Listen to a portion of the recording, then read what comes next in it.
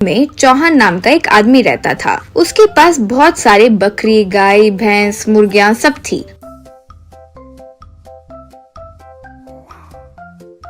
वो भैंस का निकाला हुआ दूध वो घर पर आने वाले लोगों को देकर पैसे कमाता था। चौहान बहुत लालची था और नेक इंसान तो बिल्कुल नहीं था। ऊपर से कंजूस भी था। उसकी पत्नी भी उसी की तरह थी।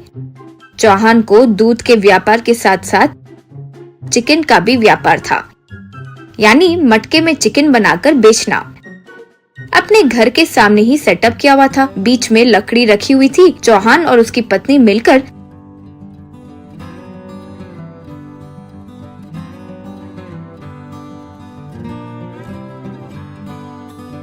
चिकन पर मसाला लगाकर उन लकड़ियों पर लगाकर वे उस घड़े में डालते थे।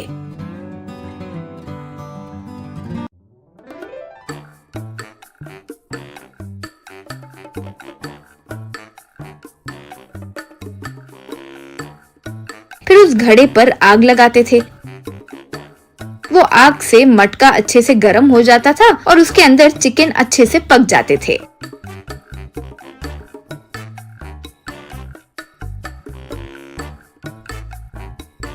वो चिकन प्लेट में डालकर दोनों लोगों को परोसते थे। ऐसे उनका व्यापार अच्छे से चल रहा था।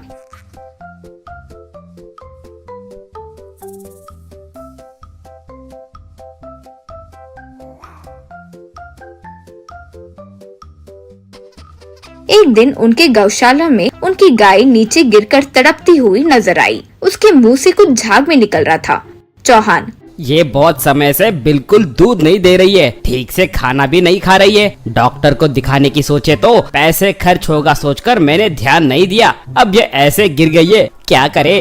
पत्नी, क्या करेंगे? मर गई तो गांव के बाहर छोड़ना होगा, लेकिन इसे लेकर जाने के लिए भी तो पैसे मांगेंगे ना, कैसे करेंगे? यूं पूछी।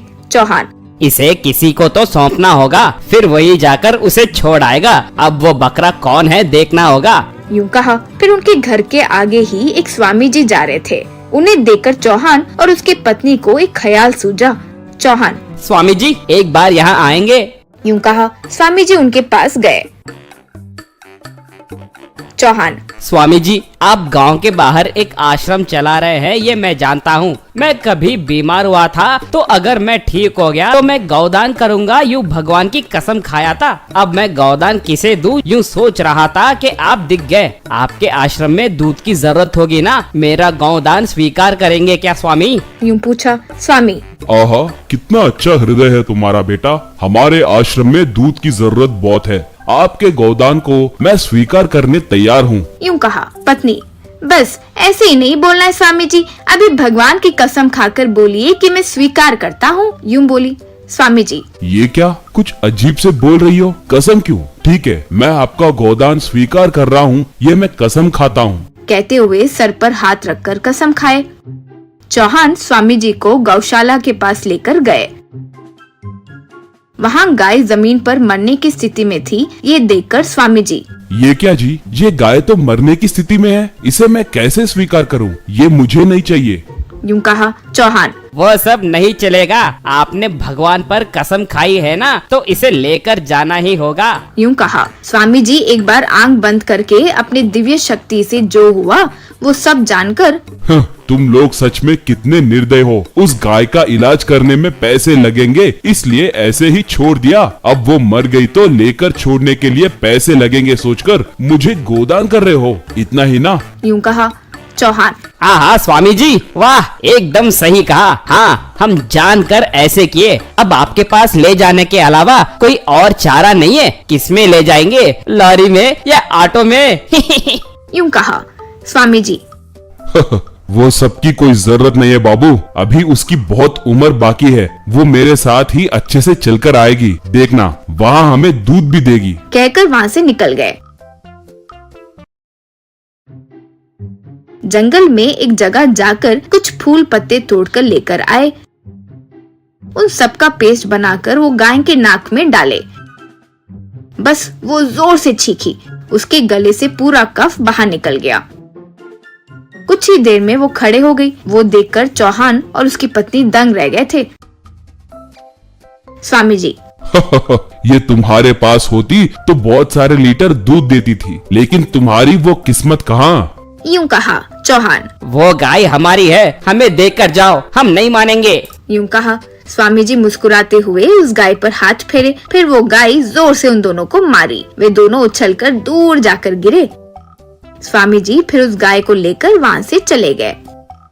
एक व्यक्ति हुआ करता था, वो सुबह उठते ही सबके पास कर्जा करते रहता था। अगर वो लोग पैसे लौटाने कहते तो उन्हें बातों में फुसलाकर पैसे बाद में दूंगा कहकर वहाँ से फिसल जाता था। इसलिए सब उसे उधार उदय कहकर बुलाते थे। उदय के घर में 4 कुत्ते रहते थे। उदय उन्हें बहुत पसंद करता था, उन्हें अच्छा खाना खिलाकर बहुत प्यार से देखता था। वो कुत्ते भी उदय जो कहता वो करते थे। उदय एक आदमी से, भाई तुम्हारे लिए ही ढूंढ रहा हूँ, अगले महीने मुझे लोन मिलने वाला है, मुझे अर्जेंट 2000 रुपए चाहिए, ब्याज के साथ लौटा दूंगा, प्लीज दो भाई कहा। तो वो आदमी उस पे भरोसा करके उसे पैसे दिया।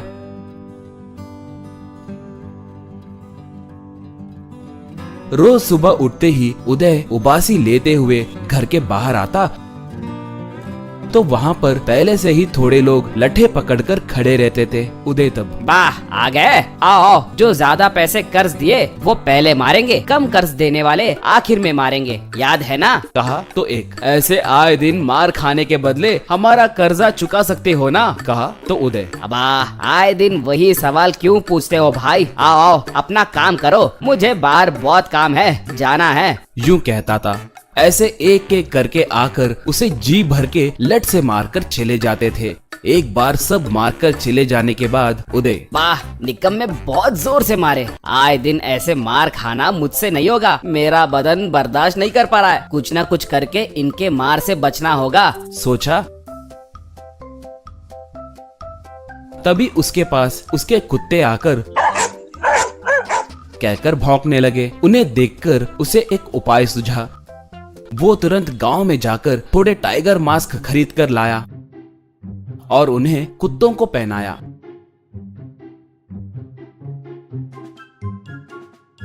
वो अब दिखने में एकदम बाघ के जैसे दिखने लगे। वो घर में उसके साथ खाते हुए, उसके साथ टीवी देखते हुए, उसके साथ ही सोने लगे। अगले दिन कर्जदार लठे पकड़कर उदय के घर को आए। एक, ए उदय, बाहर आ रे, बाहर आ, आज कर्ज चुकाऊंगा बोले थे ना, चुकाओगे या मार खाओगे, डिसाइड कर लो, बाहर आओ कहकर पुकारने लगा।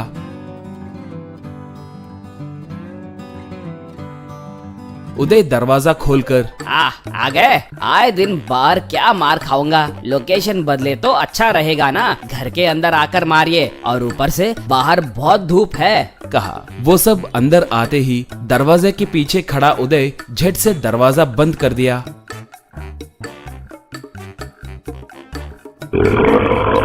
तब उन्हें वहाँ पर मास्क पहने कुत्ते दिखे। उन्हें असली बाघ सोचकर वो लोग डर गए।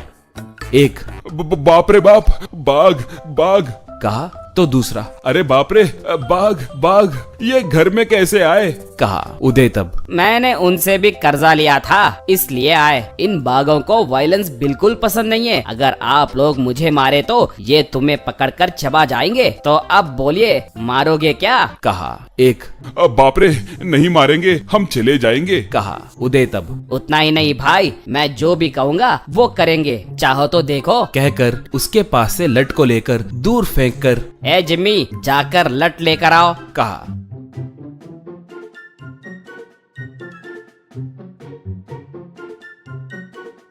तब वो कुत्ता जाकर लट लाकर उदय को दिया।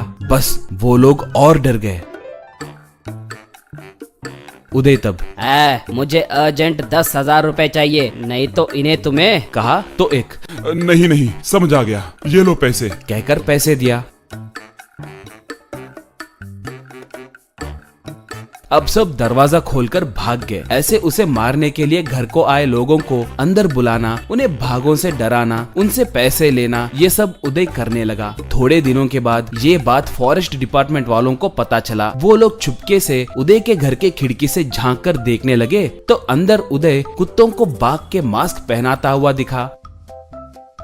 तब उन्हें पूरी बात समझ आई। बस वो लोग उदय को पकड़कर मारकर उसे ले जाकर जेल में डाले।